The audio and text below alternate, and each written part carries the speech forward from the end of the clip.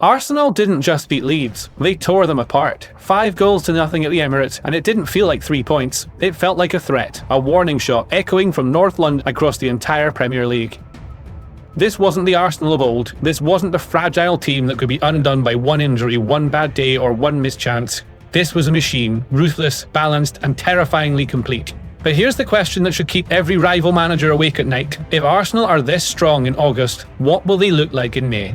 Fans who lived through the near misses under Arteta, seasons where things were ultimately, is this finally the year the Gunners rip the crown away from Liverpool? Or is this just another false dawn dressed in fireworks? And that's where the story begins. To understand why this 5-0 against Leeds feels so seismic, we have to look back at Arsenal's scars. For 2 seasons straight, Arsenal flirted with glory only to collapse under the weight of their own fragility. In 2022/23, they led the table for 248 days, longer than any side in Premier League history, without lifting the trophy. Their attack was dazzling, but the moment William Saliba's back gave in, the defence crumbled. 12 goals conceded in April, title hopes gone in smoke. The following year, 2023/24, they went again. This time they tightened the backline, kept clean sheets like a champion, but the price was paid in the final third. The Gunners lacked a ruthless striker. Gabriel Jesus worked tirelessly, but never terrified defences the way Erling Haaland did. Kai Havertz had moments, not consistency, and when Bukayo Saka carried the entire right flank on his shoulders, fatigue and injury loomed like storm clouds. The weakness was always depth. One hamstring pull and the dream turned into a nightmare. One bad month and Arsenal became the nearly men again. That is why so many fans carried a knot in their stomach. They were good but never quite enough. Now against Leeds, we saw what happens when those weaknesses are addressed. Victor Gyökeres didn't just score, he silenced every doubt about Arsenal's striker curse.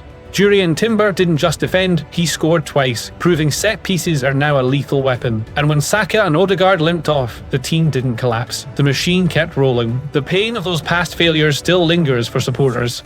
And maybe that's why nights like this feel so different. Because this time, it doesn't feel like Arsenal are standing on thin ice, it feels like they're standing on stone. So how did Arsenal transform from fragile contenders into a side that looks unbreakable? The answer lies in 2 words: depth and identity. First, depth. Arsenal's transfer window was not about luxury, it was about resilience. For years, one injury to Saka or Odegaard meant chaos. But now, Arteta has answers. Bukayo Saka pulls his hamstring, Eberechi Eze, signed for €69.25 million, is ready to step in with creativity and flair. Noni Madueke offers directness, even Reece Nelson can cover minutes. Martin Odegaard limps off. Ethan Nwaneri, just 18, slots in with composure far beyond his years. Behind him, Zubamendi, Norgard and Rice provide layers of control. Up front, Gyökeres brings what Arsenal lacked for years, a natural executioner. 2 shots, 2 goals and a celebration that mocked the noise of doubters. He isn't just scoring, he's bringing obsession, a relentless hunger to decide matches. Second, identity. This Arsenal is no longer just about pretty football, they have balance.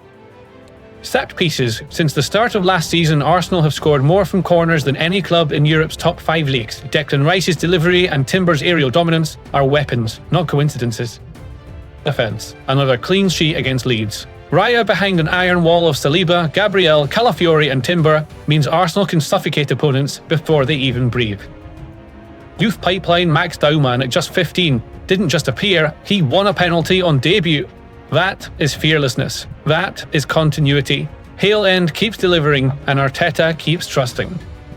This combination, ruthless striker, indestructible defence, set-piece mastery and endless options, solve the weaknesses that haunted Arsenal for years. They are not one-dimensional, they are a fortress and firepower combined. The message is simple. Arsenal no longer play games. They control them, bend them and break opponents apart piece by piece. This is not the Arsenal of old. A few years ago this club was fragile. They could dazzle you for 70 minutes and then collapse in the final 20. They had flair, but no spine. They played beautiful football, but when the pressure mounted, whether it was away at Stoke on a rainy night or chasing Manchester City in April, they wilted. Now the difference is night and day. The squad is deeper, faster and harder to break. Declan Rice and William Saliba have turned the soft underbelly into a wall. Odegaard brings balance between creativity and control, even the bench tells the story. Instead of relying on teenagers to save a season, Arsenal now bring on internationals who could start for half the league.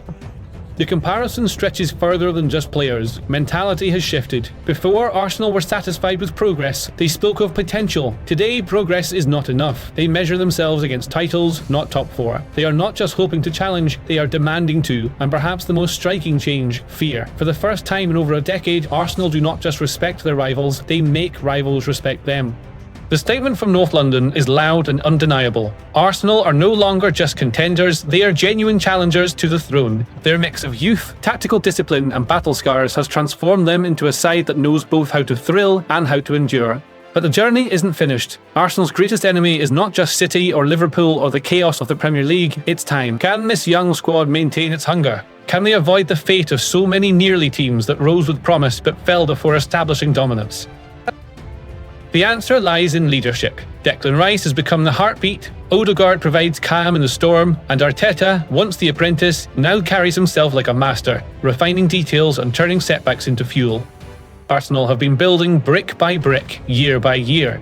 Now they stand at the edge of something greater. If they seize the moment, if they turn consistency into silverware, this won't just be about chasing City, it will be about carving their own dynasty, one that can define the next decade of English football. Because the process is no longer a promise, it's a warning, and the rest of the league had better listen.